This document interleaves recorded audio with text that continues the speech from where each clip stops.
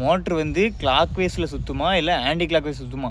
Hello friends, I'm Prince Charlie. இந்த video கேட்டிங்கன்னா உங்களுக்கு ஒரு சின்ன கேள்வி தான். அந்த கேள்விக்கு யாருக்கெல்லாம் ஆன்சர் தெரியுமா கண்டிப்பாக ஆன்சர் பண்ணுங்கள்.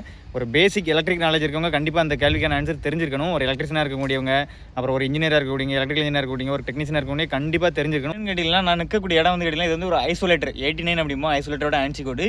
இப்போ அந்த ஐசோலேட்டரோட இது மேலே பார்த்தீங்கன்னா தெரியும் ஐசோலேட்டர். இப்போ இது சார்ஜிங்கில் இல்லை, நமக்கு இது ப்ரீ கமிஷனிங்கில் இருக்குது. அதனால் ப்ரீ கமிஷனிங் பண்ணும்போது பார்த்தேன். அப்போ தான் ஒரு கேள்வி கேட்கணும், இதெல்லாம் நமக்கு வந்து மோட்டரோட ஒரு ஃபங்க்ஷன் சரியா. இப்போ சப்ளை இல்லை, அதனால் நாங்கள் ஃப்ரீயாக இருக்கிறேன்.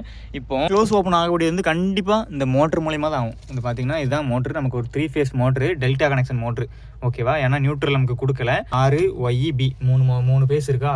இப்போ என்னோட கேள்வி என்னன்னு கேட்டீங்கன்னா, இதில் R ஃபேஸ் இருக்கா. இந்த R ஃபேஸில் வந்து நான் வந்து கனெக்ஷனை மாற்றி கொடுக்குறேன். எப்படின்னு கேட்டீங்கன்னா RYB இந்த மூணையும் அப்படியே தான் வச்சுருக்கிறேன்.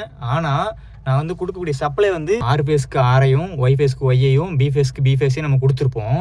உங்களுக்கான கேள்வி என்னன்னு கேட்டீங்கன்னா, இப்போ RYB R ஃபேஸ்க்கு இந்த ஒயரை அப்படியே கட் பண்ணிட்டு நான் வந்து இன்கமிங் கேபிள் என்ன கொடுக்குறேன்னா B ஃபேஸ் கொடுக்குறேன். ஓகேவா?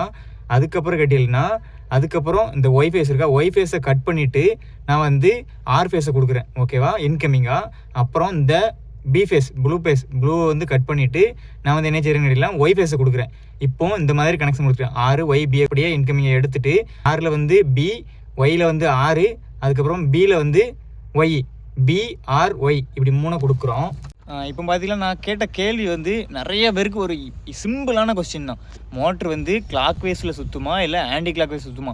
இதுதான் என்னோட கேள்வியே. இந்த கேள்விக்கு பார்க்கக்கூடிய எல்லாருமே எலக்ட்ரிக்கல் ஸ்டூடெண்டாக இருந்தாலும் சரி, மெக்கானிக்கல் ஸ்டூடெண்டாக இருந்தாலும் சரி, அதுக்கப்புறம் ஒரு டெக்னீஷியன், எலக்ட்ரிஷியன், இன்ஜினியரிங்கு, இப்படி யாரெல்லாம் இருக்கீங்களோ எல்லாருக்குமே இந்த கொஸ்டின் வந்து பேசிக் கொஸ்டின். அந்த கொஸ்டினுக்கான ஆன்சர் யார் சொல்கிறீங்களோ ஒரு பிக் சல்யூட் தான்.